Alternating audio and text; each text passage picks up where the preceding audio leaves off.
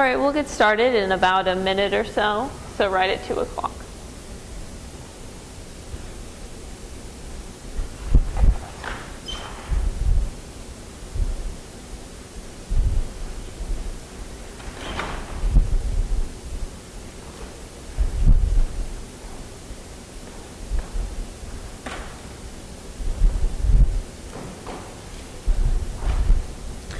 All right, so we'll go ahead and get started.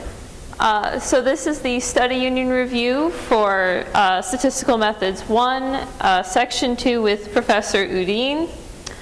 And this is just a reminder that your exam is going to be on Tuesday, May 3rd, this coming Tuesday at 10 a.m.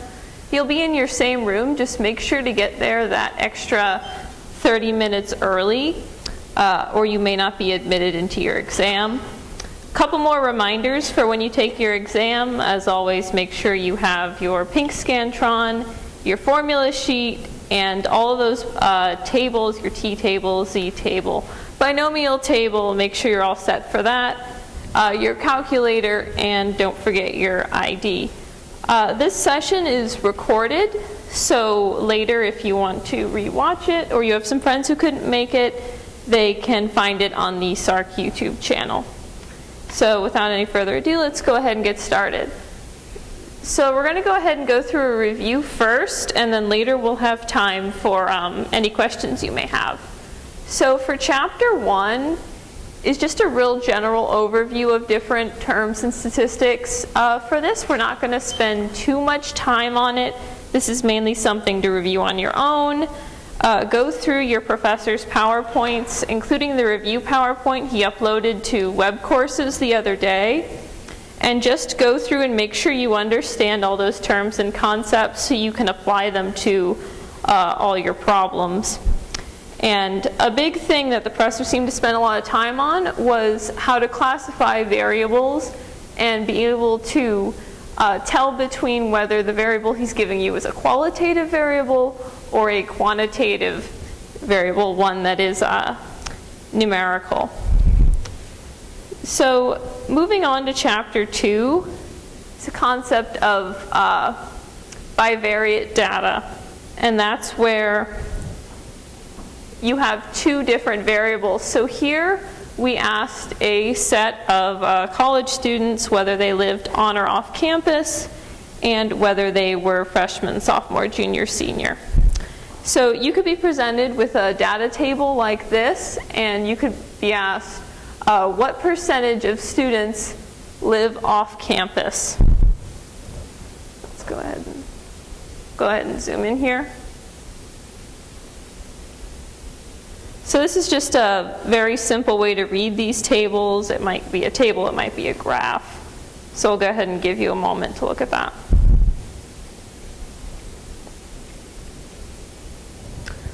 All right, so this one's one of the more simpler problems. So you go ahead and you look at, okay, off campus, and then the total based on all 4 grades, and then out of 100. Now here I made the total out of 100, but keep in mind you won't always be asking exactly 100 students. So watch your total down here. And then you can also ask, what percentage of the students living on campus are seniors? So in this case, you look only at the students living on campus. You ignore the students living off campus. And then we look at how many are seniors. So there's 6 seniors living on campus out of a total of 61 total students living on campus. Go ahead and divide, and your percentage will come out to 9.84%. So moving on, something that'll come up a lot is mean, median, and mode.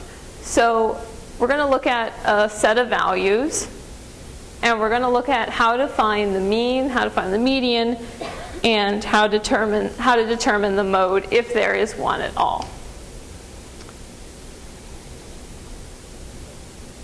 So let's look at the mean. So the mean is an average. So you're just going to take all of your values and add them together over your n, which is always going to be your number of values, and you get 5.5. Now the median is looking at your middle number, so you'll take all your numbers. These already happen to be in numerical order, but if they're not, you would order them. And since there are 8 values, there is no clear middle value. So you go 1, 3, 3, 5. And 5 and 7 are both equally spaced. So you look for the number between them, and you get your median is 6. Now, can someone tell me what the mode of this set of values is? Okay. Someone said 8. Anyone else? There is no mode. All right. So the mode is defined as the number that occurs most often. So we see 8 occurs twice and 3 occurs twice. Now, because 2 numbers both occur, do we have no mode or 2 modes? Okay, someone said 2 modes. So the idea of no mode would be correct if we just had 3, 3, 8, 8, or we had just 4 8s, where they all occur the same amount of time. So you'll either have no mode, 1 mode, or multiple modes. So here, since they both occur twice, and we do have numbers that only occur once, we'd end up having 2 modes, which are 3 and 8.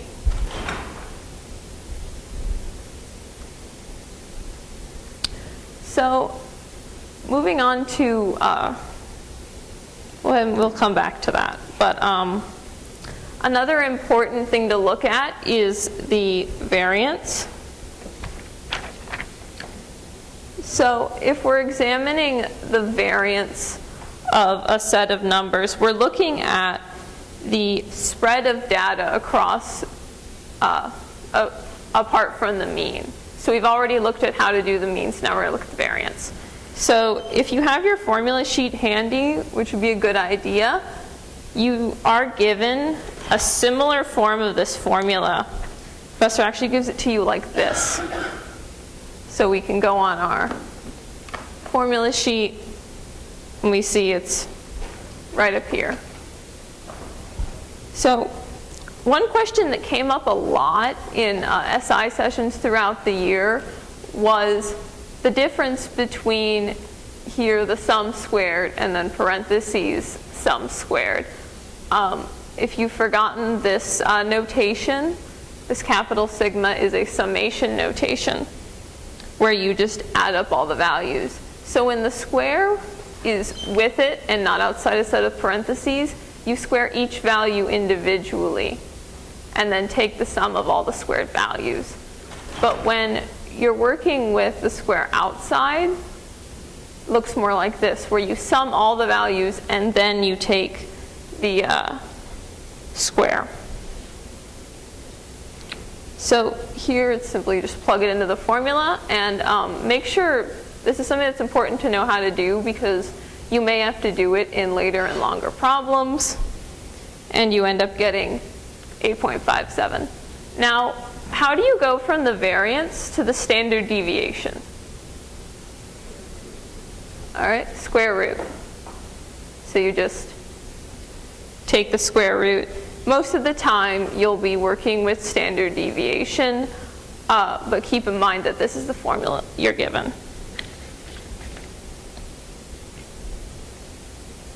So jumping now back to, we were talking about curves. So when we plot our data in terms of frequency, we can get what are called bell curves. So here's just your normal symmetric bell curve that we work with a lot in this course. And you can see that the mean, the median, and the mode, they'll all align with the peak of this graph. Now we can also have what's known as a skewed distribution, which is much more common. So what do we call this type of skewed distribution?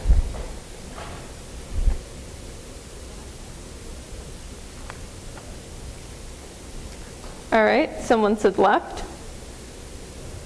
What's another term for this other than left or right?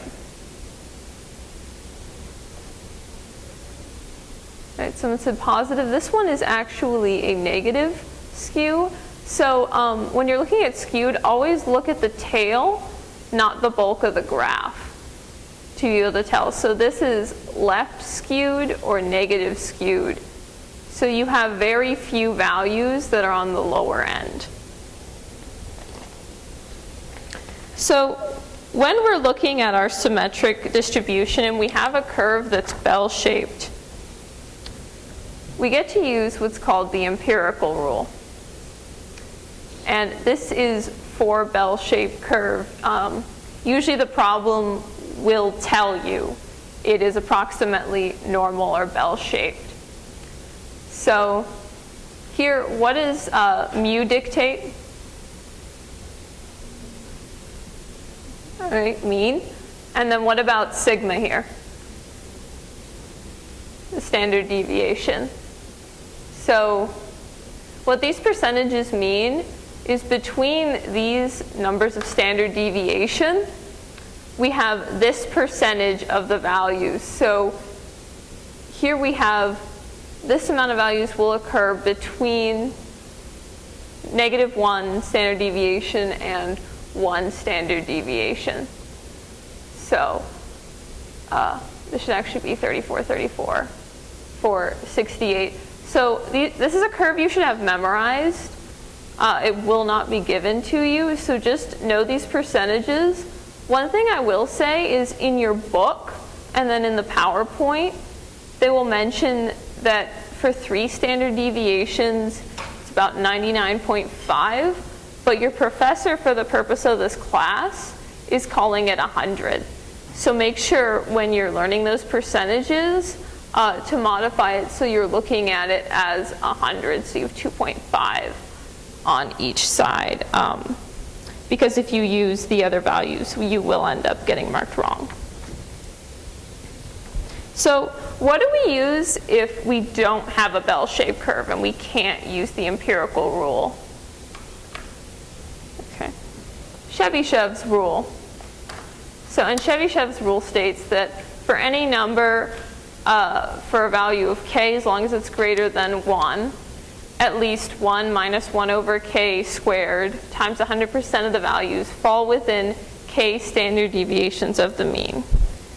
So let's look at a problem. And actually this formula here is given to you on your formula sheet. If you get a chance to check that out if you ever forget, so you can look, oh, what was Chebyshev's rule again? This. But the one thing you won't be given is when to use it. So just remember it's for any curve. So go ahead and find this problem.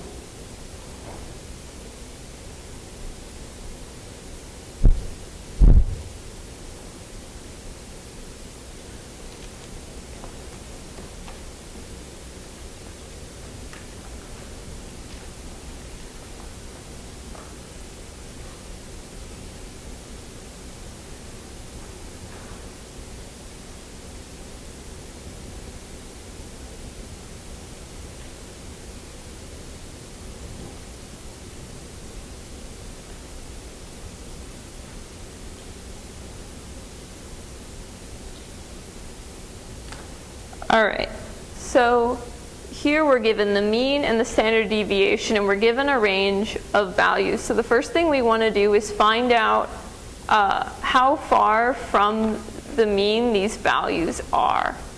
So how many standard deviations are between 68 and 82? 2. And how about 96? 2.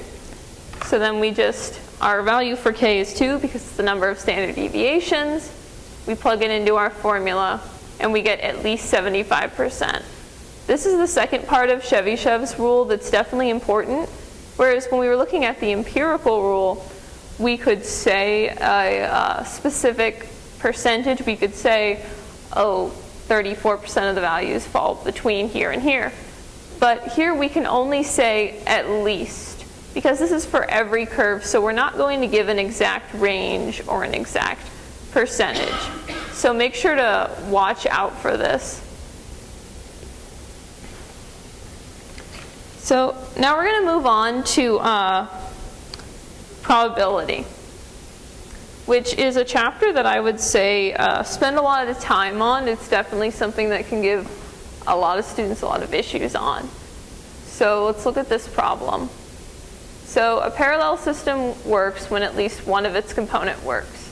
If a specific system has 3 components that operate independently, each with a probability of 0.4, what is the probability that the system is not working? So under what condition does the system just not work? If none of the components work. All right, so then how do we find the probability that none of the components will be working? All right, so someone said 0.6 times 0.6 times 0.6. So if 0.4 is probability that they do work, then just 1 minus 0.4 will give you 0.6, which is the probability that it's not going to work. And you have 3 components, so this is, all right, so it's not working with this probability, and given that this one isn't working, what's the probability that the next one isn't, and the next one? So you multiply all these values together to obtain your final probability.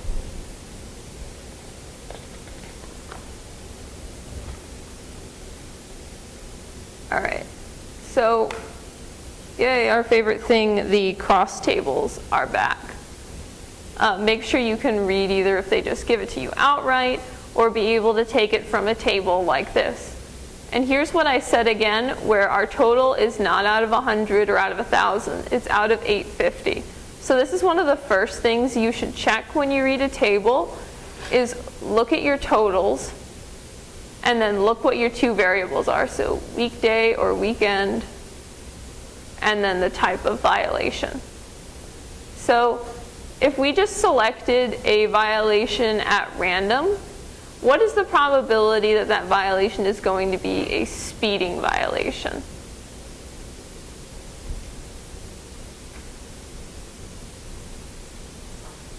So does anyone work that out? So 363 over 850. So the total number of speeding violations, since they didn't say whether it was weekend or weekday, so it's just any given day, and then out of all the violations. What about this one? What's the probability that if we select a different violation at random, that it would be a parking violation, given that it occurred on the weekend?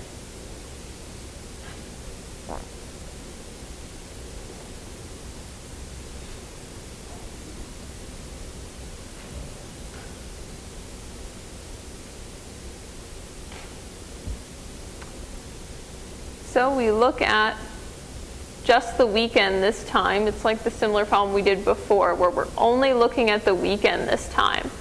So we look at the specific total for the weekend, and then out of that, how many of them were parking. But only on the weekend. Don't get it mixed up and end up using the total number of parking this time. We're not going to include the number of weekday violations, just the weekend. So just divide, and that'll give you your probability. So besides the cross table, another way of presenting data is a Venn diagram.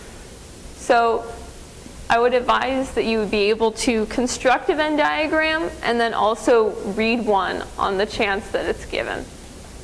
So here's a new problem.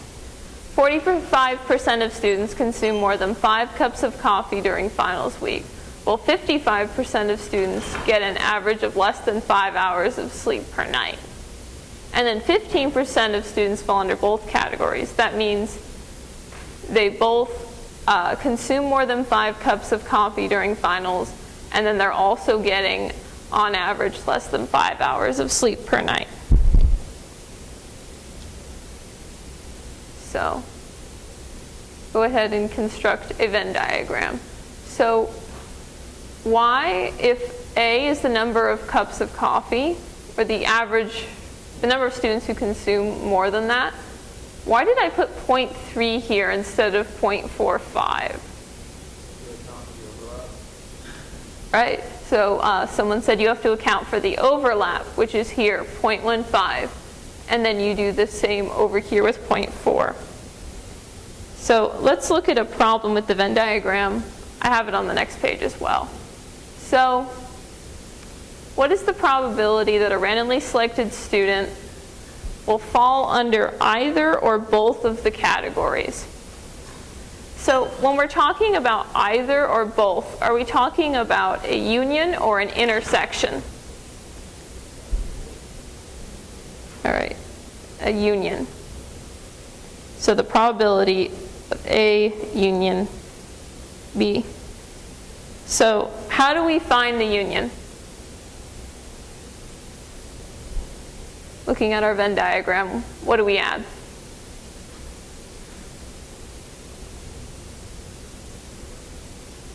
How do we find the union using our Venn diagram? So add all your values. So add your A, your B, and your overlap. And you'll get 0.85. So what's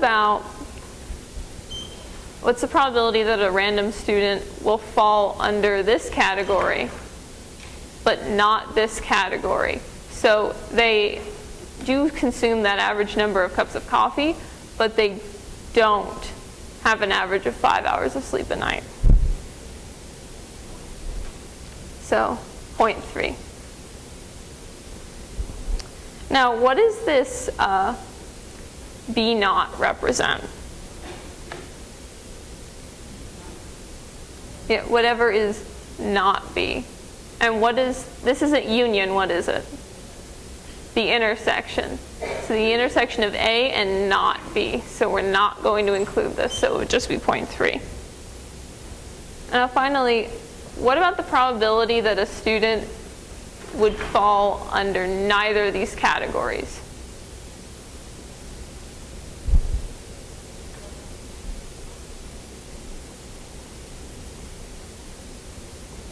So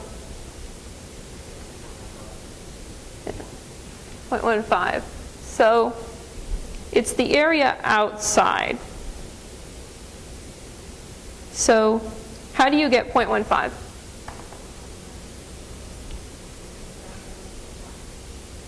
So you just take your values before when we were saying it was A or B, but it's neither of those things. So we get 0.15.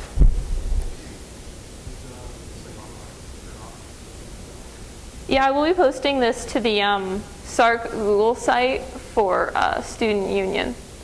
So yeah, it'll just be the PDF of this PowerPoint. So the whole thing will be online. It's not right now. So it'll be after this session later this afternoon. And also you can go and watch this session again because it's both streamed and recorded. So now what if we weren't looking at this in terms of a Venn diagram? So just to remind you of the probabilities, we said probability A was 0.45, B was 0.55, and the probability of A intersection B is 0.15. So how would we look at this, but just using our probability rules? So our first question again was, it falls under either or both. So we look at it, probability of A union B. So the actual formula for this is the probability of A plus the probability of B minus PA intersection B. And it makes sense because over here, we subtracted that intersection value twice and then added it once. So here, we're just not we're only subtracting it once. So it comes out to be the same thing. And then our second problem falls under category A, but not B. So as we said before, the intersection of A and not B. So you take A and then minus the intersection to just get 0.3. And finally, for neither, it's just the probability of it's both not A and not B. So like we said, we take this union value up here and subtract it from 1. So like I said, you could be given the data like 5 different ways and just be able to look at it. You're welcome to draw a Venn diagram if that's easier for you. If it's easier for you to look at it this way, feel free to do that. But it might be a good idea to learn both methods. So now let's look at conditional probability. So we're going to bring back the same problem. So if we have a random student and we already found that they drink more than 5 cups of coffee, so they already fit within group A, what is the probability that that same student will also sleep an average of less than 5 hours a night?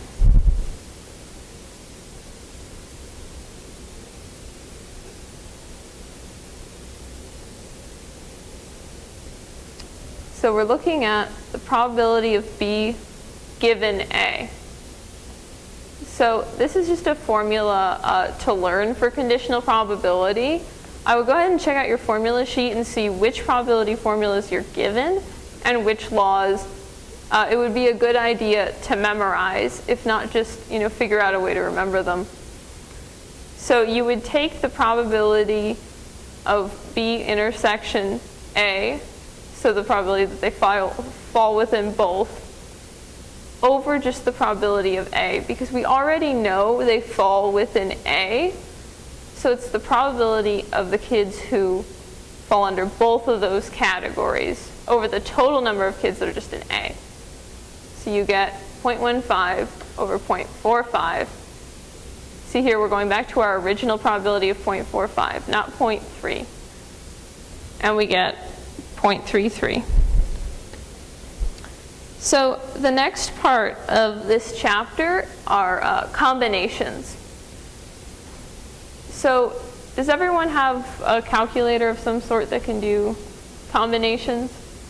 Or at least have the formula sheet?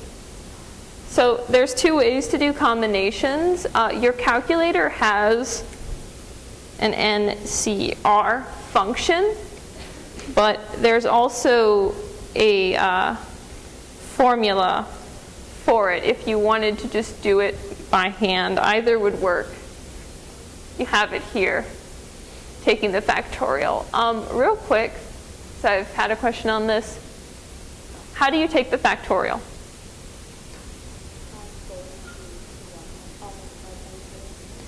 Right. So it's just taking the numbers multiplied. So 4 factorial is just 4 times 3 times 2 times 1. All right, so let's take a look at this problem. I'll give you a minute to work on it. So a computer retailer has a total of 9 computers in stock. And a buyer decides he's going to purchase 3 of those 9. Now, neither of them knows, but 2 of the computers out of those 9 are defective. There's something wrong with their hardware. So those 3 computers are going to be selected at random. So he's not going to inspect them for any defects before he buys them. So he just selects them from random from that group of 9. So what is the probability that at least one that he picks is going to be defective?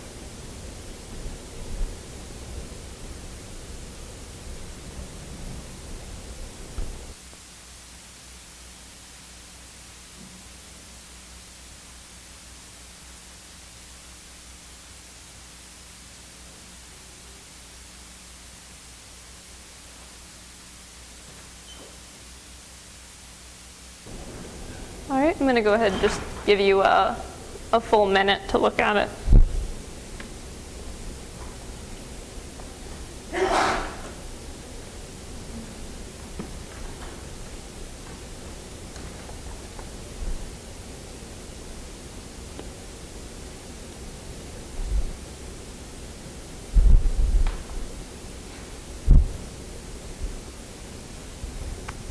All right. So this is just without the numbers. So let's look at how to find the probability. So before, when we've been looking at probability, we do the total number, and over the total number we do the number of outcomes or the number of pieces of data. So the way combinations work is the lower number is how many you're choosing.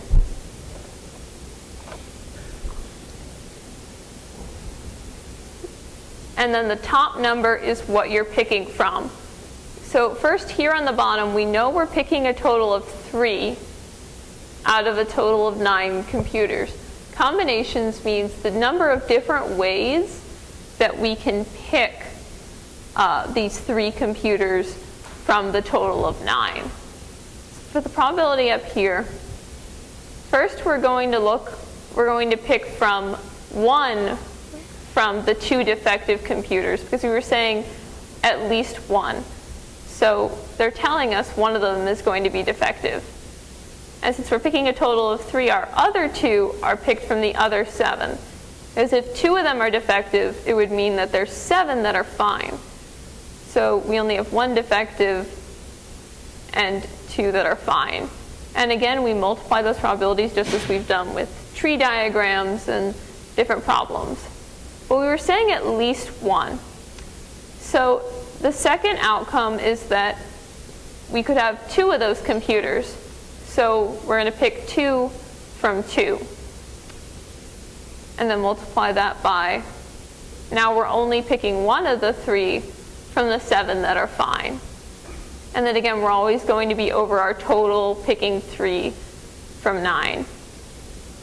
Now, we don't have, since we're picking 3 computers, but only 2 of them are defective, so we can just stop here. So this is just at least 1. So this is just giving you the numbers when you work it out. Keep in mind I'm a student and I worked these out, so if there's an error, please let me know and I can correct it either during the session or when I post this later, I'll put up a correction. So just to double check these numbers. How do you put it in your calculator? It's dependent on your calculator type. Different types of calculators have it, but there should be the NCR function. The calculator I have with me doesn't have this function, but your textbook normally has a guide on how to do this. Or if you have a TI calculator, you can go on their website, and there'll be some great walkthroughs for that.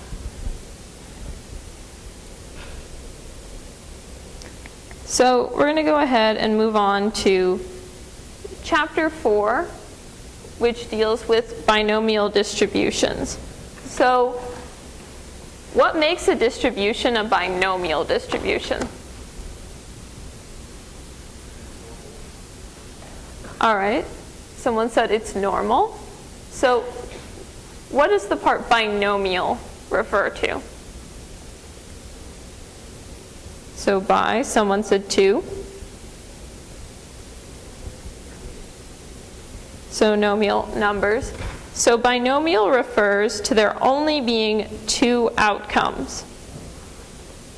The most sort of famous way to do this for binomial is your coin toss. So you'll only ever have 2 outcomes. It'll only be heads or tails, success or failure.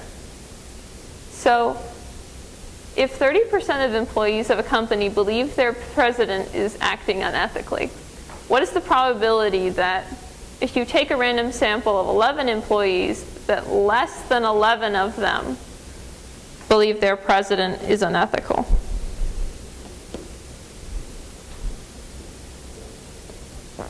So here, how do we define success? So what's our successful outcome here?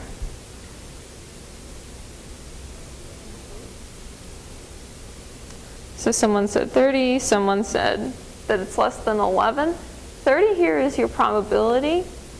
So for this, we're defining it as we believe, the employee will believe that the president has low standards or is just unethical. So before we said 30, so that's the probability of x. So how we define success is x. So if we know that 30 out of 100 times they'll believe he's unethical, that'll be what we define as x, or success. Because that's what we're looking for. We're looking for the number of people that believe he's acting unethically. So what are we trying to find? So we mentioned it earlier. So we're just looking at the probability that if we poll just 20 employees, we will find fewer than 11 employees believe this. So always look for what they're asking. So are they asking fewer, or just not exactly 11, or greater than? So here we're looking at x is less than 11. Now, how do we find the probability using the binomial table?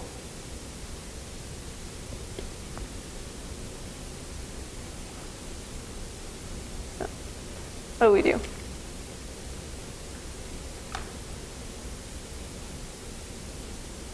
To ask it another way, can we just use x is less than 11? No? Okay, some people are disagreeing. So for this, we have to use less than or equal to 10. And the reason that is because the binomial table specifically gives values like this, less than or equal to. So here, when we're saying just less than, it means we don't want to include 11. We're looking for just anything from 1 to 10 employees. So we have to use 10 because the binomial table will include 10. And if we just plugged in 11, our probability would be too high because we would also be including 11.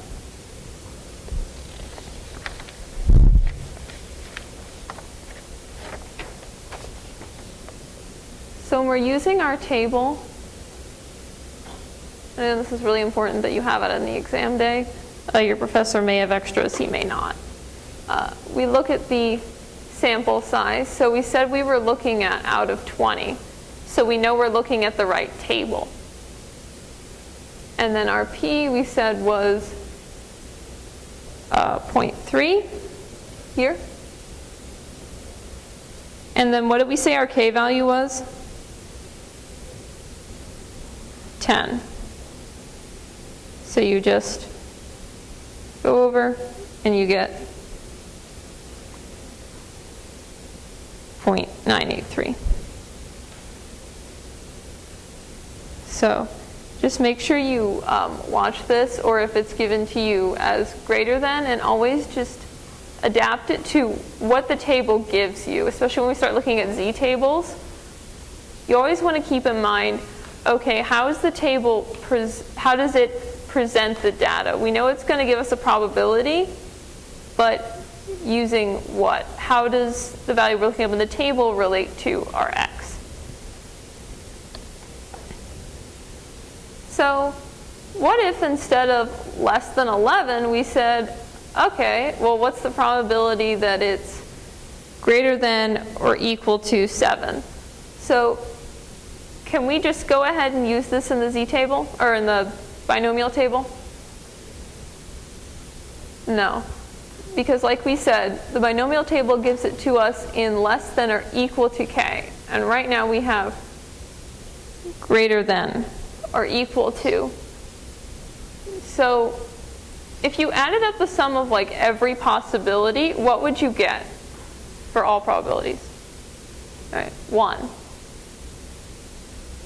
So we look at 1. So since we're looking at the other side of a curve, if it's giving us less than or equal to,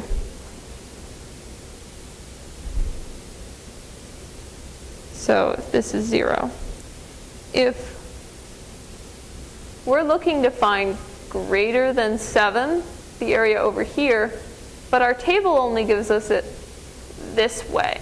So we know that all of this is going to add up to be 1. So the area here, which is what the table is going to give us, is less than or equal to 6. Because now we want to include 7 over here. We don't want to get rid of this value at 7. So then we can just, the same way we did, we pull up this value in the table, and we get this. So that's like another important part, is just to make sure, are we talking about less than or greater than, and watch for the or equal to know how we have to change our value, or if we have to change it to use our binomial table.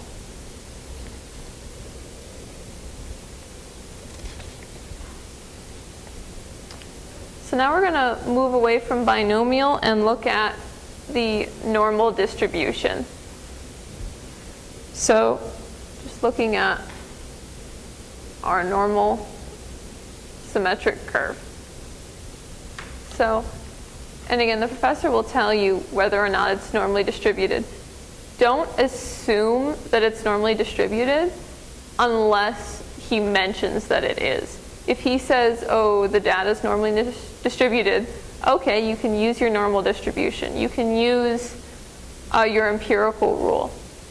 But never assume this as just a given. So for this normal distribution, we have a mean of 68 and a standard deviation of 4.3. So we're going to want to find the proportion of students that are shorter than 71 inches. So what is the question asking for in terms of P and X? So less than 71. So now this brings in our z-score. This is when this starts being important. Because when we're looking at the curve, we're not actually going to be looking at all of the data. We're going to be looking at, when we looked at the empirical curve, how you had the mean and then all these standard deviations. And when your mean equals 0, we have what's called your standard normal. So that's when you're looking at your standard normal curve, that's when you have 0, and then this is 1 standard deviation, 2 standard deviations, and so on. So can someone tell me what your z-score represents? The number of standard deviations from the mean.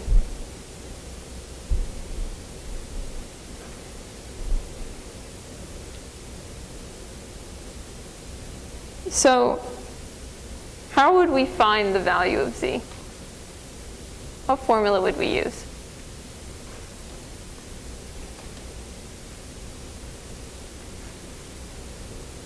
Feel free to pull out your formula sheets. Actually, I would recommend you have it by you. It's good to be familiar with it, as I'm sure you have been all semester, to see what's on here, what you need to memorize.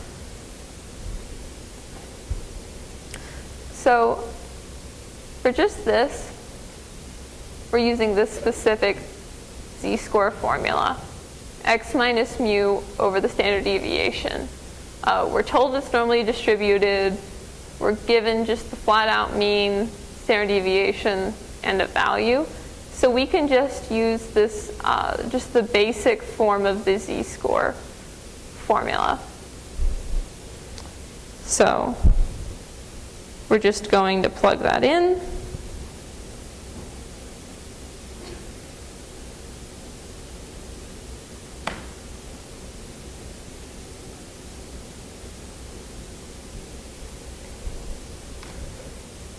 And you should get a z-score of 0.7.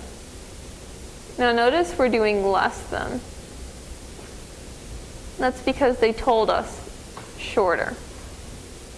So the problem will always tell you which side you're looking for. Are you looking for the left or the right? So we're looking for the z of less than 0.7. So we took graph, we had our z. And let's just say here is 0.7. And we're looking for all of this area. So when we're looking at a z-table, what is the z-table going to give us?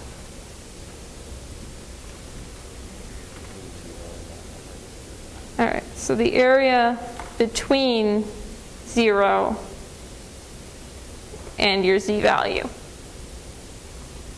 So what's the area between 0 and negative infinity? 0.5. And it goes back to, remember we were saying that if you add both sides together, you're always going to get 1. And a normal distribution is always going to be symmetrical. We're just going to assume that everything's symmetric. So go ahead and pull out our z-table.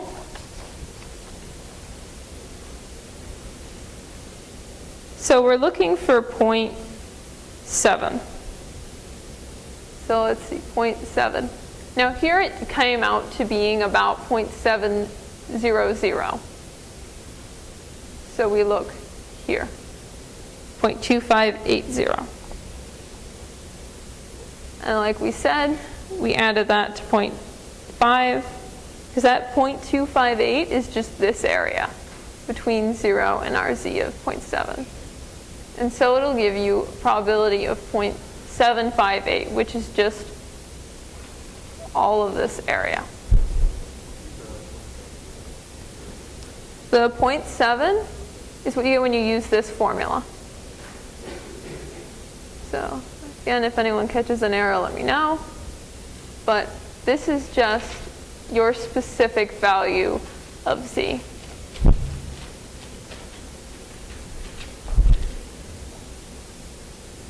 So now we're going to look at percentiles, and I'll go ahead and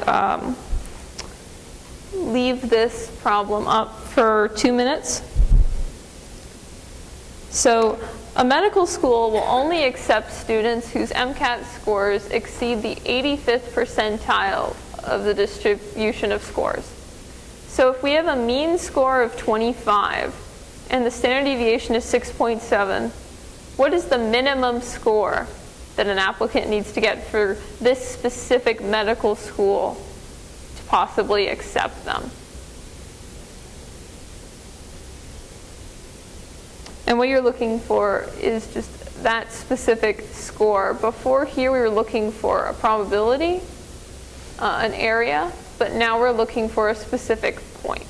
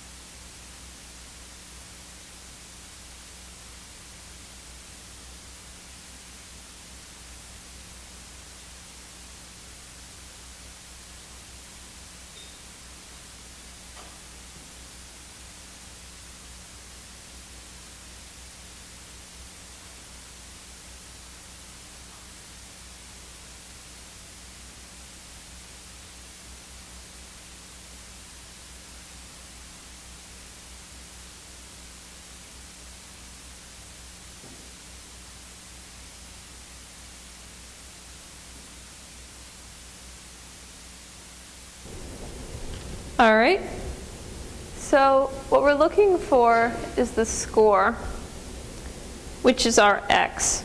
If our curve is showing the distribution of scores, the normal curve will just show you the distribution of x. So we want to find x. So we're actually using the same formula up here that we used to find z, but we're manipulating it so we get x over here. So we get x equals the mean plus z times standard deviation. And if you ever forget how to do this, just think about it. So you have x is your specific value somewhere from the mean, and z is the number of standard deviations. And then you have the actual value of the standard deviation. So you're looking for an x that's a given number of standard deviations away. So what about z? So we have two unknowns here. We don't know what x is, so we're trying to find. And we aren't directly given z. We have sigma and we have mu, but what about z? So your z value is going to correspond to the area between 0 and the 85th percentile. So we're looking for the z that's right here at the 85th percentile. And we're going to look for specific area, because remember the z table will give us the area between 0 and z. So it's not going to give us this whole area. It's not going to give us every score from negative infinity to z. It's only going to give us these. So I would say be able to work interchangeably with quartiles and percentiles. So if this is the 85th percent, that means 85% of scores are here or lower. So it means if you just picked a random person's score at random, there'd be a 0.85 chance that it's going to fall to the left of this point. So we're looking for the z value that corresponds to this. But keep in mind again, z won't include here when we look it up on our table. So we said before, this is 0.5. So just this area is 0.35. And we can go ahead and now we're going to work backwards on the z table. Before we were having our z-score and we were looking for the area, but now we have the area. So we're going to look for the value that's closest to 0.35. So we have 0.3485, 0.3508. So which one's closer?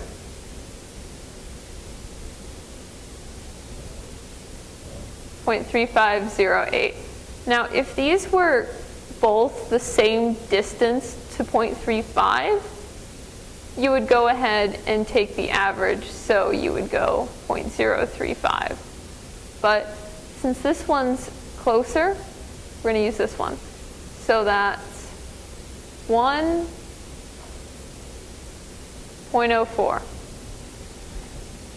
for our z-score. And now, so we have mu, we have z, we have sigma. You can just go ahead and plug it in. So this is our mean. This is the z-score.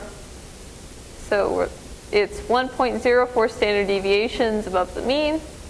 So we get 31.97. So this is the score that an applicant would need to have to be considered in the 85th percentile. So that means that they've scored higher than the other 84% of people who took it. So another way that this could be asked is if instead of saying, oh, you have to be better than 85%, you have to be in the top 15%. So you just 0.85.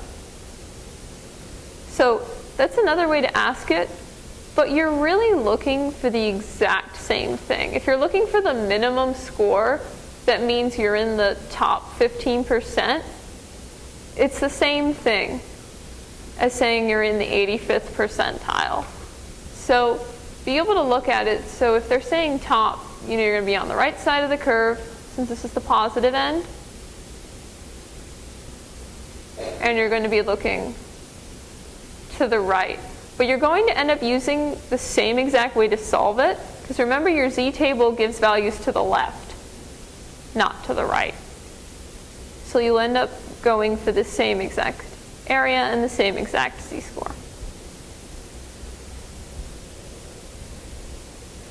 So we talked about binomial and we talked about normal. And now let's go ahead and combine the two. So under a certain set of conditions, we can actually use our normal table to predict these binomial outcomes. So it's just another way of doing it. And we should get the same result, it's just a different method of looking at it. And you need to know how to do both, how to both use the binomial table and how to find the same value, but instead you're just using the normal table. So for a binomial distribution of a sample of 658, so here's your sample size, and the probability is 0.7, what's the probability that your value is going to fall between 360 and 532? We're going to find this using the normal table. So I've already told you we can use the normal table, but yeah. All right, I'll give you a couple minutes to work on this.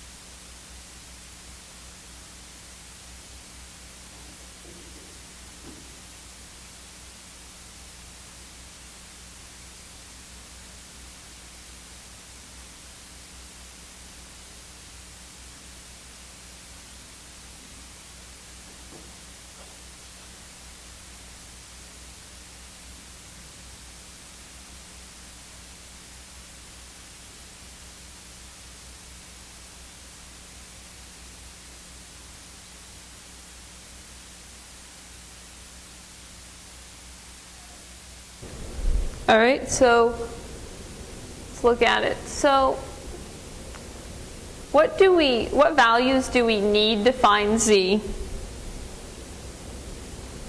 So we're still using the same formula. So, but let's see, they don't give us sigma, and they haven't given us mu. So we have to find them. So how do we find mu?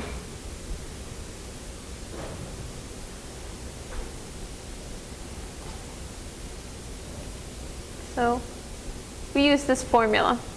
So this is something that you can find in the PowerPoints in your notes. And just make sure you know this formula, whereas you really won't be able to find the mean. So you just take your sample size times your proportion, which was 0.7, and you get 460.6. Now how about your standard deviation? So that formula is actually just your mean times 1 minus your proportion. They give you this. So now you have a standard deviation and you have your mean, but now you have to go ahead and look at your x values. So when you're using the binomial table or the normal table to find your binomial distribution, you actually have to adjust it. We can't just directly take these x values and plug them into your normal table, because a binomial distribution isn't necessarily normal. So, and it depends on how they're asking. So here you have less than or equal to. So for your left side, you're going to subtract 0.5. And then your right side, you're going to add it. So you're sort of broadening this interval of x values. And specifically in your slides for this chapter, they go over what to do when. What do you do when you have less than and then less than or equal to or greater than signs? And just make sure you know how to adjust them, and don't forget to adjust them. Keep in mind you could, since it's multiple choice, there could be answers that are there to trip you up, that are if you go through the calculations without doing this adjustment. So just remember that this isn't exactly normal, so you need to adjust your values. So now we have x, we have mu, we have sigma. We can go ahead and find z. Now we're actually looking for two z-scores because we have two values of x. And then we're going to look for the proportion. So this is taking it from, so we went from binomial x to normal x, and now we're looking at z. So this is another one where you're going to want to grab your table, and we're just looking for the areas. So we have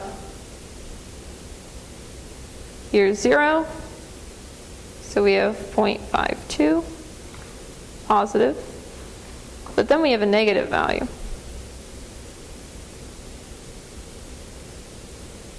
Negative 0.73. So what we want is this whole area. Now, for the positive end, all right, that's fine. Our table will just give us this area between 0 and z. But what about for the negative side? What do we do about that? All right, since it's the same thing.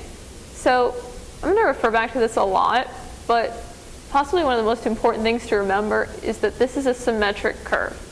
So the area between negative 0.73 and 0 and the area between 0 and positive 0.73 are always going to be equal. So you can go ahead and add those two areas, because again you have to go between 0 and your z, so you need to sort of just piecemeal it out. So when you look it up on the table, these are the values you get, so you get your proportion. So this number is the percentage of values, or the proportion of the values that lie between these numbers, and it gives us a good approximation, again I say approximation, of this x. And pay attention, especially when he says to use the normal table, and you might think, oh no, I'll just use the binomial table. These numbers aren't exactly the same as what you'll find in your binomial table. So I would make sure if he says to use the binomial table, use that. If he says normal, use that. And if he doesn't specify, well, then just make the choice. If this is a lot easier for you to work through, then go ahead if it makes more sense to you. But if you'd rather use the binomial table and he doesn't say you can't, go ahead. Why do we adjust the values? So, like I said, the binomial distribution isn't actually symmetric, but a normal curve, we're talking about just a normally distributed. But a binomial curve doesn't have to be. So when we're making the approximation to the normal, to make this approximation closer, we adjust our values. So we're just widening that window, and it gets us closer to the value. So I would say go ahead and just like on your own, go back through how to adjust it based on what you're looking for. But yeah, it's because we're just taking an approximation. It just makes it closer to the actual value. The reason to use this method is have to be binomial and it has to be normal as well, right? It can't be like binomial. Well, for this, the reason we make the approximation is because it's not normal. So this is just an estimation. So if it said it's normal, then we wouldn't have to worry about this, and we could just not worry about that, and we just use the x values. But it's because we're going from a binomial distribution, which is not a normal distribution, that we have to make that change. So, you won't see like a normally distributed binomial distribution. No, he'll just say approximate using the normal, or he'll just tell you to find it. All right, so now we're going to move on to sampling distributions. So before, we weren't really differentiating between the sample and the population. So now we're going to start looking at just the sample. So if I know that an average cost for a single semester for textbooks at UCF per student is about $1,100, and the standard deviation is $135. And then I go ahead and I just pull 45 students off campus and I say, hey, how much did you spend on textbooks this semester? What's the probability that if I found the mean of how much they spent, it would be greater than $1,070? So I'll go ahead and give you guys a minute to work on that.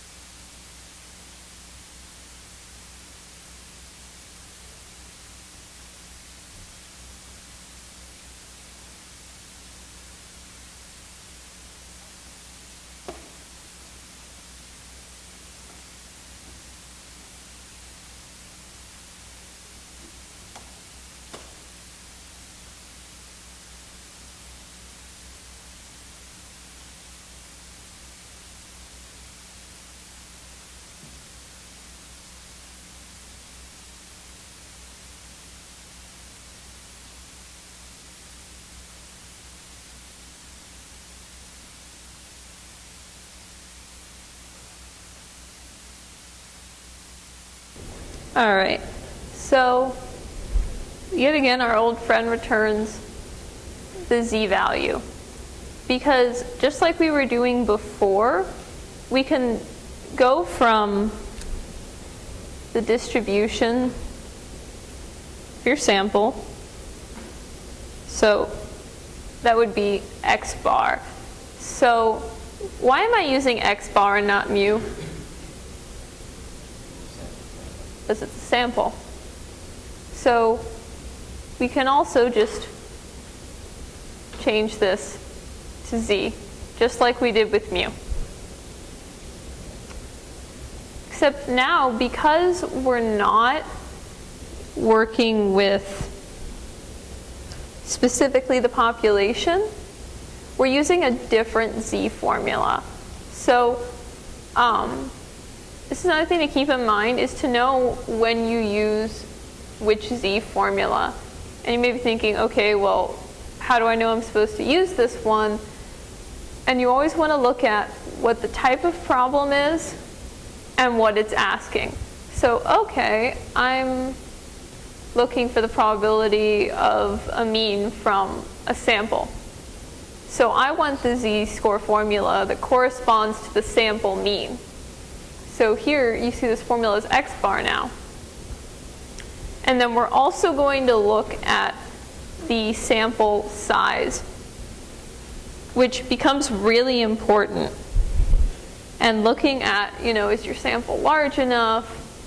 And that'll depend on the type of problem you're working on. So we just plug in x bar, our population mean, our standard deviation. See, here we have the population standard deviation because that's what it gave us. So it's sigma, then n. And we get a z-score of negative 1.49. So now we're looking for the probability. So we want it to exceed this. So we could even see this just on our x distribution, that this value is less than the mean. So it's going to be negative, which makes sense because now our z is negative. That's a way to check yourself if you're not sure if you're plugging it in right. Just make sure the signs make sense to you. If you're given a value and it's less than the mean and your z-score is positive, you might want to revisit it. So go ahead and negative 1.49. And we want the exceed, so we want all of this area. But the z-table would give us this area. So like we said before, the z-table gives us the area, that way, and then we know that this area is just 0.5, so it's the first half, and now we're going to look for this area, and like we said before, positive 1.49 and 0 is going to be the same thing, and this is the value you'll get for that probability, so your total probability is 0.9319. So it's very similar to what we've been doing in the past. Just make sure you're using the right formula for z. They're using the right formula for what we're working on. So now we're going to move into what we've been looking at the last half of this semester, which are confidence intervals. So there's a couple things in chapter 7, but this is just the really, really big one. So it's one of the ways that we can make inferences about our means. So with sampling distributions, we were told about our population, and then we were looking at the sample. But now we're going to work backwards from that. And we're going to go from a sample, and we're going to say, okay, so if we're told this about our sample, what can we do about the population? What do we think is going to happen? So the sample mean cost of a shirt at the UCF bookstore is $23 for just looking at 76 shirts that we bought on a single day of orientation. So this is a sample mean now. And then a sample standard deviation of 6.5. So what we want to do is we want to construct a 95% confidence interval for the true mean cost. So always make sure you're looking, okay, we know they're giving us a sample because it says sample mean, or it might say things like a single day versus just, any day. So here we're looking at the mean. So this example is going to look at the mean, but there's also a different way to find proportion. So for 95%, what does that tell us when we're saying we're making a 95% confidence interval? So what we're essentially saying is, well, we're not 100%, but we're 95% confident that that true mean is going to be in a certain interval between a lower value and an upper value. It's going to lie probably somewhere in here. So we have a formula to find the lower and upper values. Now, there are two conditions you need to meet to use this formula in particular. Can someone say what they are? All right, so the sample n has to be greater than 30. All right, and what's the other thing we need to use this formula? So remember what I said, we're looking for the mean. So this is the formula specifically to find the mean, which is why we have x bar over here. So there's a different formula for proportion, but the theory behind it is essentially the same. So we're going to go ahead and plug this in. Now, how did I know this was 1.96? All right, you can look at the table. Okay.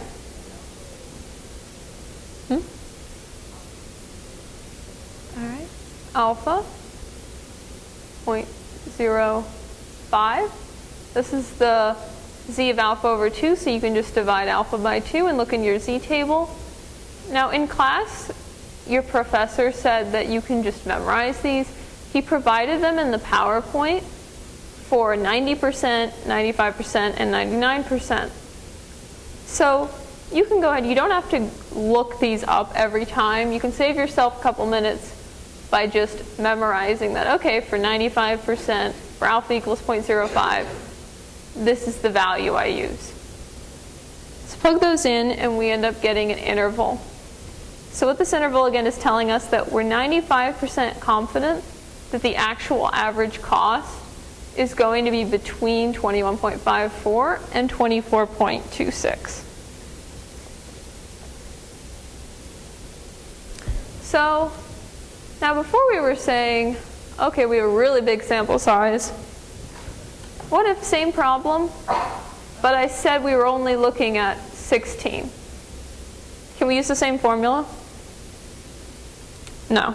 So what do we use instead of z now? T. Right? Looks like this. And something else changed. So now we're looking at the sample standard deviation. So this is the sample equivalent of sigma. So go ahead and plug that in. And notice the value is different. So this time you're going to use the table every time. So how do we find our value of T alpha over 2?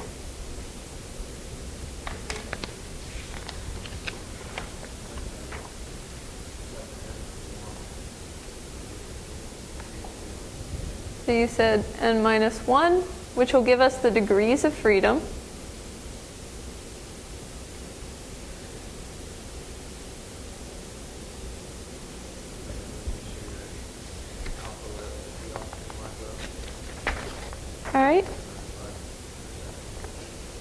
All right. So you have 95%. So like someone said before, your alpha is this. But here, you really need to look at your alpha divided by 2. So instead, you're looking at 0.025. So here's your T table. I'm very familiar with it. So here's your degrees of freedom that he was talking about. So we said 16 minus 1, so we're looking at 15. And then go ahead and find 0.025. And you get 2.131 for your T value. So unlike Z, where you could just memorize a set of 3, it's really going to change based on your sample size, so you're going to be using the table for T. So same thing, just plug it in. And now we get a slightly different interval. And as you can see, when we're looking at a smaller sample size, we can't be nearly as confident.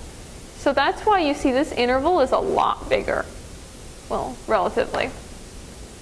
So, and that's because our sample size came down. So now you can see if you had made a mistake and you used Z, you would get a completely wrong answer because this interval is much larger. So watch out for that. So before I mentioned looking at proportion. So real quick, let's look at if you had a proportion. So here's the new formula if you're looking at proportion, not mean. So now we're looking for the true proportion. And then another thing, I changed the confidence level. So really you should be able to use any level of confidence. I mean, he could throw 65%, and that's when you would use your table. But most likely, be familiar with 90, 95, 99. So now your alpha will change. So here we're looking at the proportion. So again, look for Z alpha over 2. So for your alpha of 0.1. So for 95%, this is your Z value. And we can use Z because we're looking at a really big sample. We're looking at 200. So, and this actually, finding out if this is big enough is different. So when we're looking at proportion, how do we know a sample is large enough?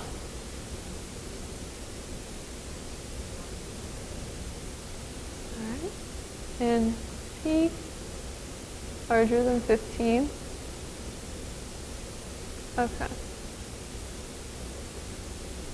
So now the general rule is not just greater than 30. So this is another time where when the proportion changes, you change how big your n needs to be, and you change the formula you're using, which should be somewhat obvious because this formula has p hat being your sample proportion.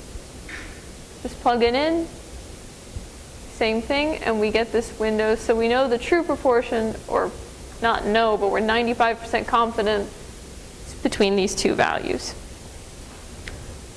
So now we're sort of going to put everything together in hypothesis testing. This is really sort of the big part of this course. So in the interest of time, I haven't put in confidence intervals with these questions, but keep in mind a lot of the hypothesis testing questions will also ask you to do confidence interval. But we already just went over how to do that, so just make sure you're able to do it with these questions as well. So they'll come up again.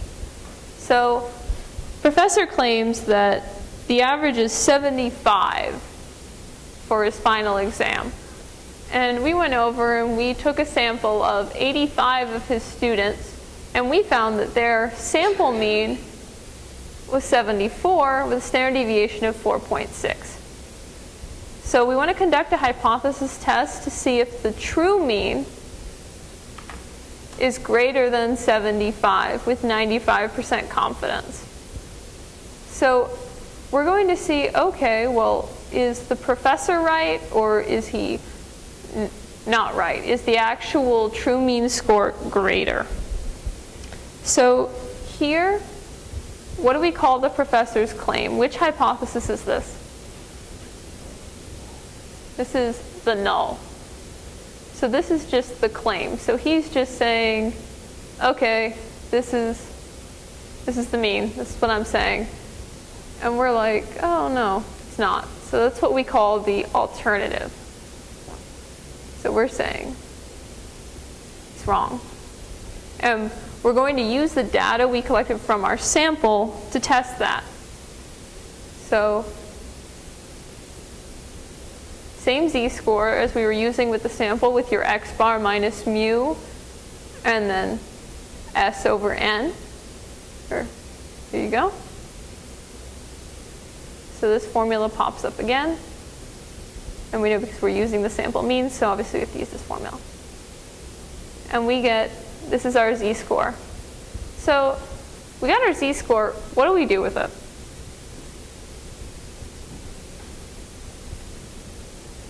All right, we're going to compare it to what's called the rejection region. So when we say test to see if the true mean is, what we're saying is our data enough to say this? Do we have enough data to prove him wrong? So the rejection region is based on your confidence level. So remember that we were looking at the z-value that corresponds to 0.95? It's 1.96. So, and again, you'll just memorize 90, 95, 99. So we're saying that if your score falls greater than 1.96, so if it falls in this rejection region, we can reject the null. We can say, okay, you have enough evidence. And we have 2.0, which certainly falls within the rejection region. So now we can say we're going to reject the null. Now, what if our z-score was 1.95? Could we reject the null? No. So you're always going to default to the null. So we just have to prove the null hypothesis wrong. And that's the only conclusion we can make is, oh, are we rejecting it or not rejecting it? So in this case, we're rejecting it.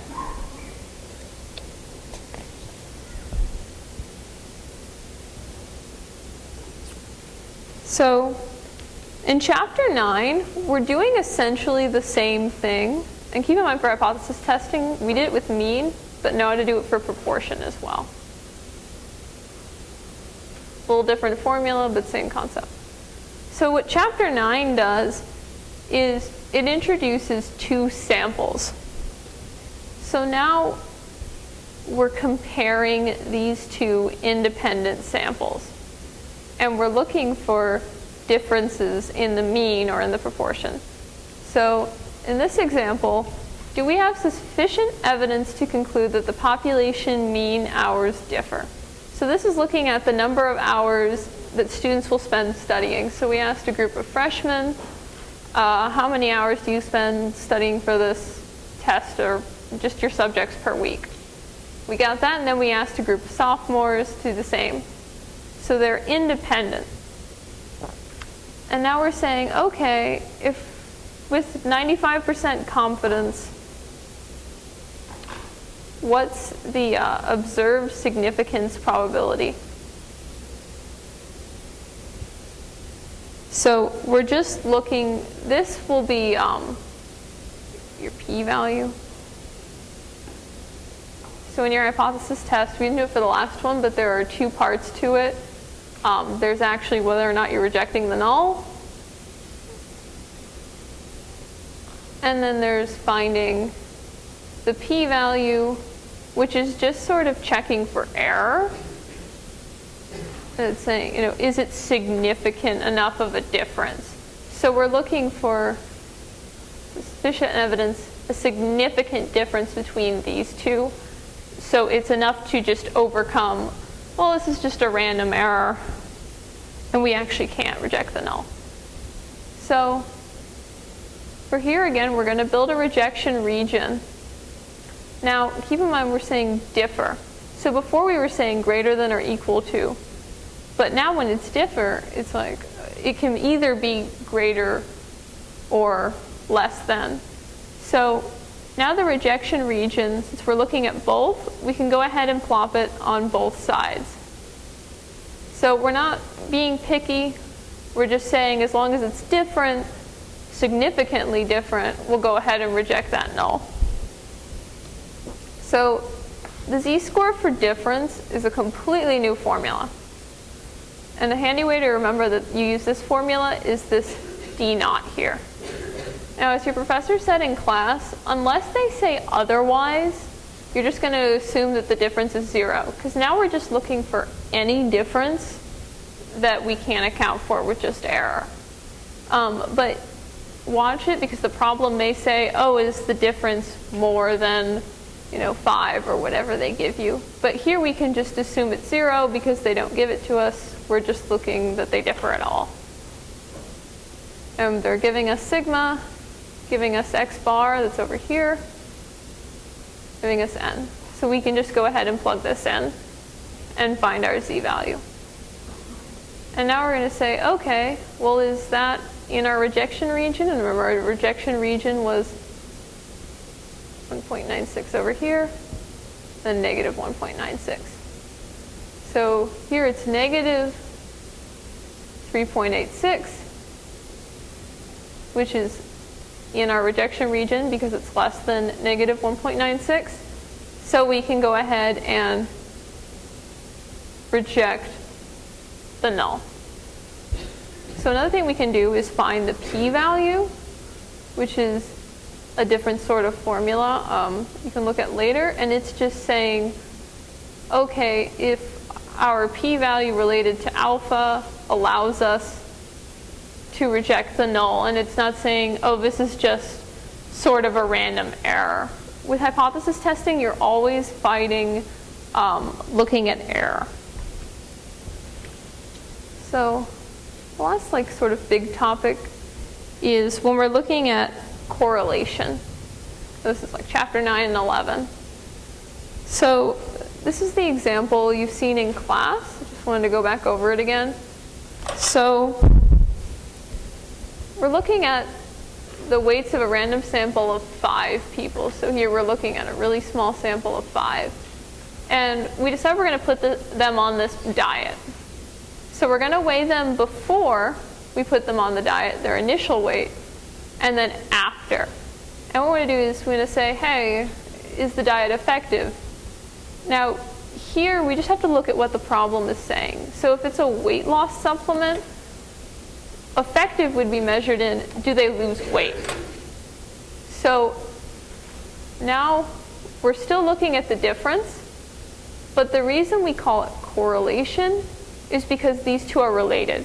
When we were looking at our students, these two were completely separate populations. So you don't have any overlap.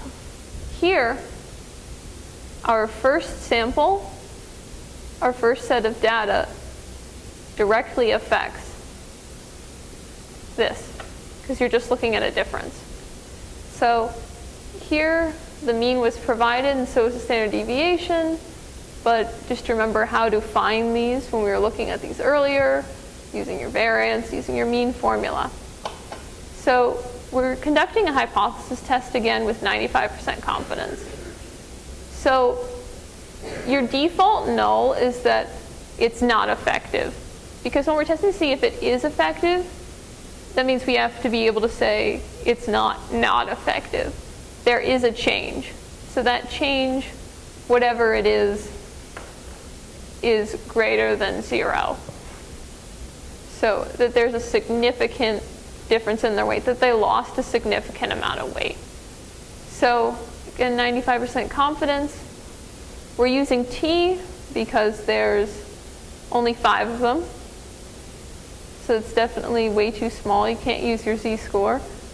So here's your formula when you're looking at correlated samples for t. And then plug in your mean, the difference, your n, your x. And you get your t value. And again, you compare it. Is it greater than our t value? Yep. So we can reject the null. So all hypothesis tests just have the same sort of format.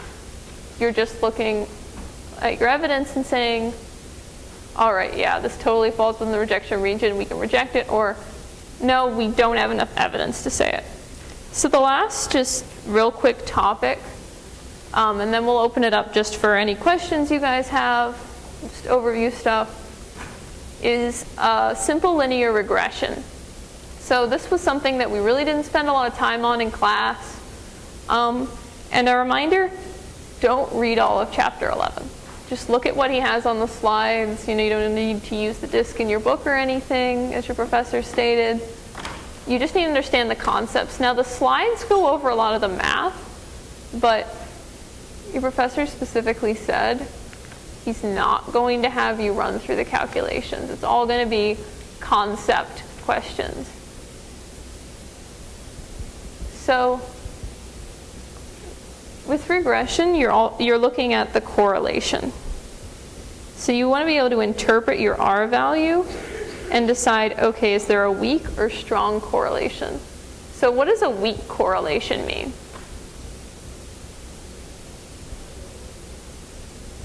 All right, it's further, so it's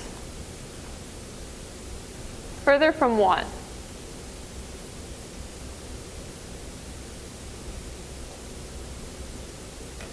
So we'll go ahead and do this. So what is this line? So this is actually the line of best fit.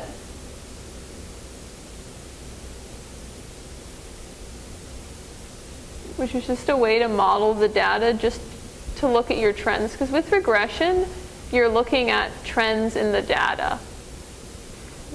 And we end up with an approximate slope. So here we have a weak correlation. The points are all scattered.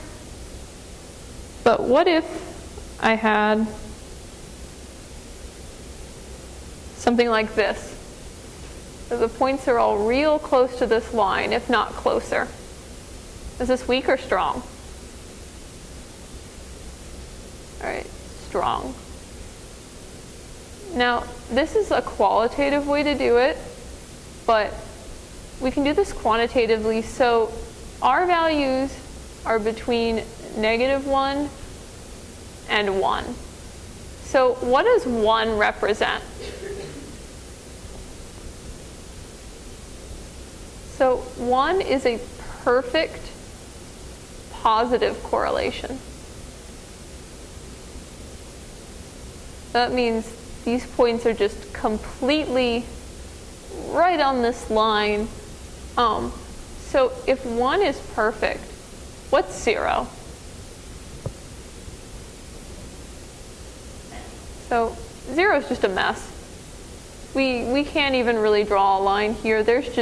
There's no correlation if we're saying it's 0. And then if we have a positive value, we're looking at a positive slope. See if your value is increasing with x, and then here's negative. Now negative correlations can still be strong. The thing about strong or weak is it's clustered around this line. Your negative or positive sign just refers to which direction your data is increasing or decreasing. So the farther you get from 0 and the closer you get to either positive 1, which is your perfect positive, or even negative 1, which is a perfect negative. But this is just as strong correlation as positive 1. That's when you get a greater correlation. So that's about it for regression. It's just understanding R and how that works. So does anyone have like any questions, topics you want to go back to, topics we didn't cover?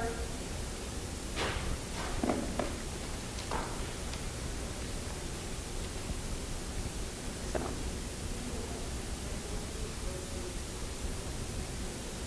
Correlated? Okay. We'll pull that up and then I'll get back to your question in a second. So now about this slide? Okay. Again, like this slide will be available, but so if you have like a specific question, we can look at that now. If not, this slide will be available later. This actually, like I said, this specific problem, a lot of these problems are ones that I made that are similar to the ones in your slides. I think for all of these problems, you'll find one that's pretty similar in your professor's lecture. But this one's actually just from your PowerPoints. So this is straight from your lecture. Yeah. So what was your question? So to get to it. All right. So we had a question about the binomial distributions when using the normal table. So what was your question?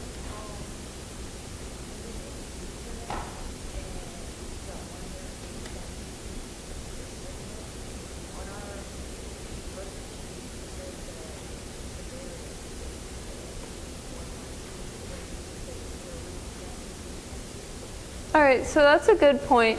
So someone pointed out that this isn't the right formula, that this will actually give us the variance.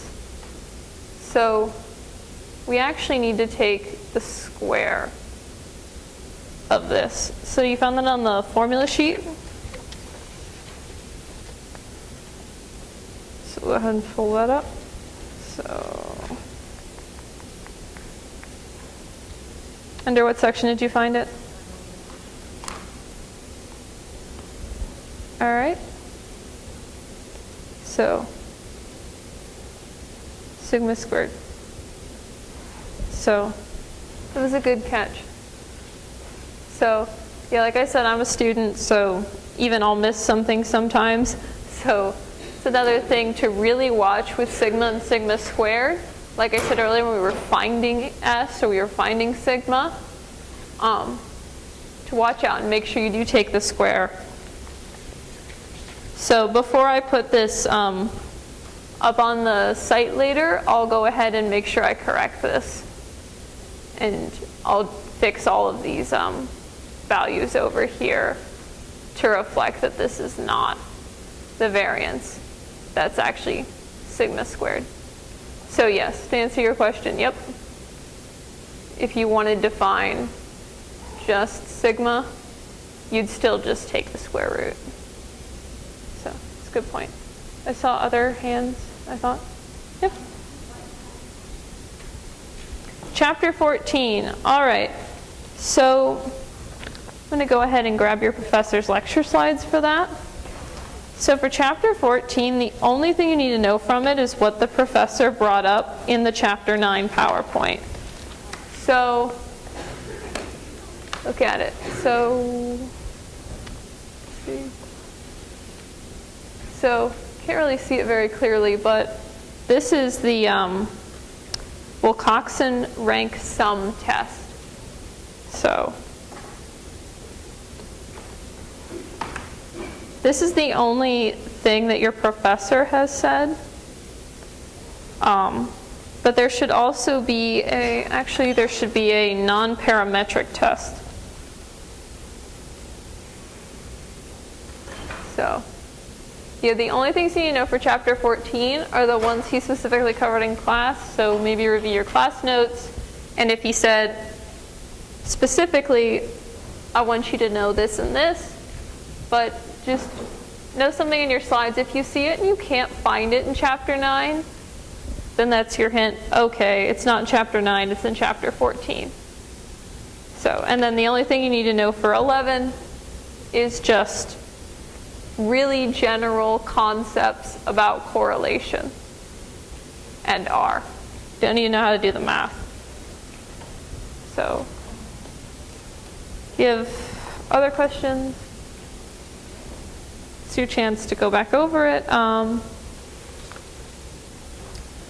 right, so there was one more topic that I wasn't sure if we had time for, so I'm going to go ahead and go back over it.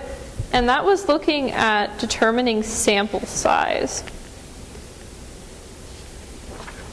So another thing you need to know how to do is how to find the sample size for the estimation of mu. So you're given a degree of confidence and you want to find out how many, let's say, people you need to ask to find the true mean of, I don't know, how much they spend on textbooks. So this is just looking at sample size. So for mu, this is the formula you would use. And it introduces the idea of maximum error, or SE, which is also standard error. So you're looking at two things. You're looking at your confidence. And remember, your confidence is related to alpha, which is what we do when we make confidence intervals, when we do hypothesis testing. But we also look at error and estimation, which is your SE. Because remember, what we're doing is we're not saying this is actually mu. We're just giving a rough estimation. So anytime we take an estimate, we're going to have a margin of error. So that error shows itself in confidence intervals by the fact that it is an interval. We don't just say it's one value. We give an interval. So the error is there.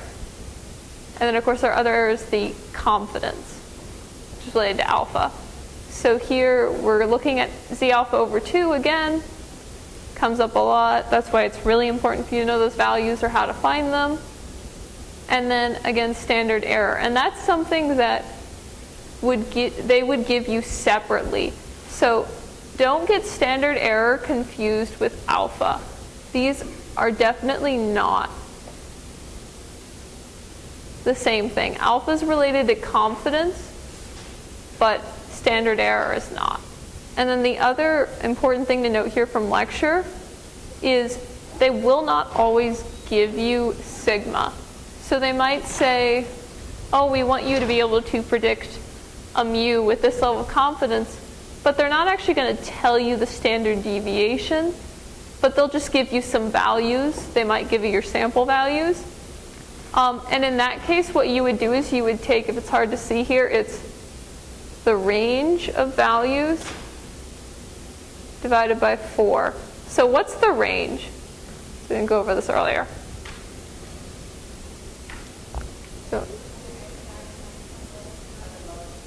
So it's your high minus your low. And then you just divide that by 4. Now, if they give you sigma, and again, this is just for sample size, if they give it to you, use what they give you. But if you're stuck and you're like, oh, they didn't give us sigma, how am I supposed to do this? You don't have any formula, you just sort of estimate it. So that's another reason why we have to account for all of our error, because we do things like this. So let's look at how you'd actually do this. So we look at how many sample, let's see, yeah, how many students should we pick if we're looking for the mean? Okay, so we're still looking at mean, number of credit hours per student, and an error no more than 0.3 with 95% confidence. So see, they gave it to us separately. So your standard error, or your error of estimation, they'd say it can't exceed 0.3. That's why it's a maximum error. And then your confidence is 95%. So your alpha, 0.05. And here they gave you the standard deviation. So they didn't give you the values to find the range. They just flat out gave it to you, plug it in, and you get your minimum n. So this is the minimum amount of people you should be pulling so that this is the most error you're going to get. So you can be 95% confident and have little error in what you're doing. Now it's a little different if you're estimating proportion. So a lot of times, for most of the things in this course, estimating p has a different type of calculation for mu. It's usually the same concept, but just make sure you're using the right formula.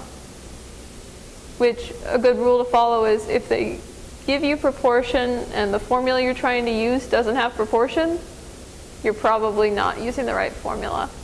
And again, standard error is still just standard error, something they'll give to you. Now, before we were worrying about estimating sigma. Here in this formula, I don't know if you can see very clearly, but there is no sigma. But what we do have is p. And they're saying if we don't get an estimate of p, you use p equals 0.5. So it's a bit of an important point. So you're saying, oh, they don't tell us the proportion, just assume it's 0.5, so you'll plug in 0.5 and then 1 minus 0.5 with whatever you do. So very similar. So here,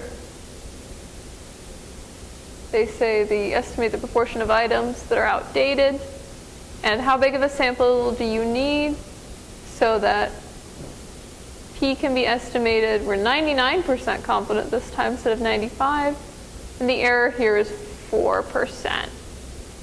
So notice they don't give us p. So what do we use? 0.5. So this is an interesting example. So and keep in mind your alpha here is 0.01.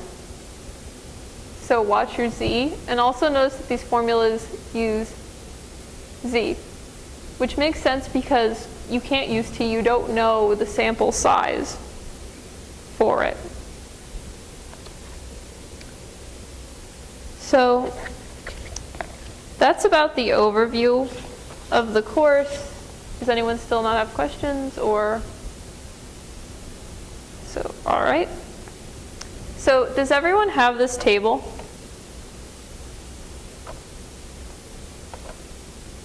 Or this sheet? So if you don't, print it off Web Courses. That's where I got 2 copies of it. I would suggest having 2 copies, but that's just me.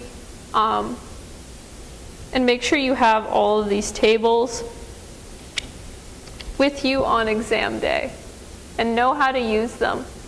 Be able to know, when you're looking at a t table, know when you have to use it.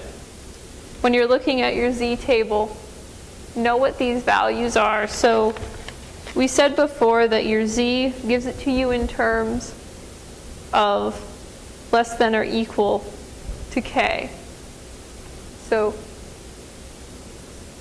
make sure when you're problem solving, always remember what your table is. But also, please don't write this beforehand on your table sheet. That is cheating.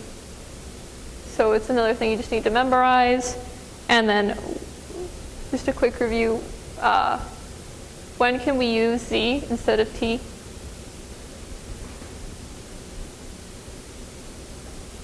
So a large sample.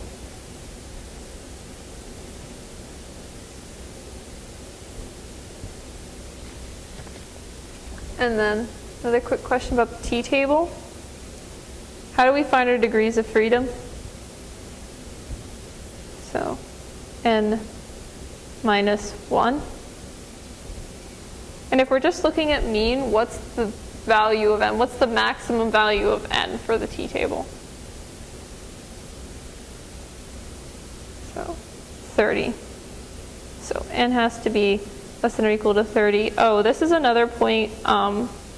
Your book has a lot of discrepancies between how your professor would like you to know the material and how the book gives it to you. So hopefully throughout the course, you've been going to class and you have lecture notes. If not, make sure to ask your friends who went or message the professor and say, hey, the book says this, but your PowerPoint says this. In 99% of the cases, your professor will just say, use what's in the slides. So again, that's when we were saying how with the empirical rule, your book was talking about using 99%, but your professor wants you to assume 100%, and that's just with your empirical curve, looking at number standard deviations. And then with your NE is less than or equal to 30, your professor mentioned that your book counts a large sample as 30. So he may or may not use 30 on a test, but the book says less than or equal to, but your professor just says it has to be greater than 30. So if he gives you a sample size of 30, do not use Z, use T. And if you just want to check that, you can always email him and say, hey, the SI leader mentioned this, that if it's 30, we use this, and then the book said we use T, or we use Z. But just go back in your notes. There may even be notes on the slides. So that's something that you definitely want to look over. So, and like I said, this whole PowerPoint that I just went through is going to be up on the SARC site. So you can just Google UCF. All right. SARC. UCFSI. And make sure you add study union. There is another site. You're welcome to go check it out, but I have review materials up for previous tests if you haven't seen it before. So you can just, the Google site for SI, and then you'll want Stats 1 with me, Kristina. So there's a specific study union site if you want this PowerPoint. But you can also access, I have a couple previous reviews from your first couple tests. I have links to videos from sites like Khan Academy, which is a really great resource. But just make sure to read the descriptions and the links because they do have excess material. So just when you're reviewing, if there's a concept, you want to go over more in depth, or you're reviewing and you're having issues with it, and the book's kind of confusing you, that's just another resource you can use. And like I said, I have the links to that up on this page. And then the last link I have for you is the YouTube channel. So earlier I mentioned this is streamed, and it's also recorded. So you can just go to the YouTube channel, for UCF SARC. And you'll be able to access the video for Stats Methods 1. And then it should be with my name, or you can just look for today's date. So I have one last thing to ask is, we always want to hear about your feedback and what you thought of this session, and then if you go to any other sessions. So if you could just fill out this survey. If you have a smartphone with a QR reader, you can go ahead and scan this QR code. They're both under the projector and at the end of most of the tables. And then you can also just use this link. And then this is Stats Methods 1 with Kristina. So 2023. So if you could, just help us out, give us some feedback, and I hope finals go really well for you. Remember, it's 10 a.m., not 10:30, and you're still going to be in your same room in the psych building. So if you have any questions, let me know.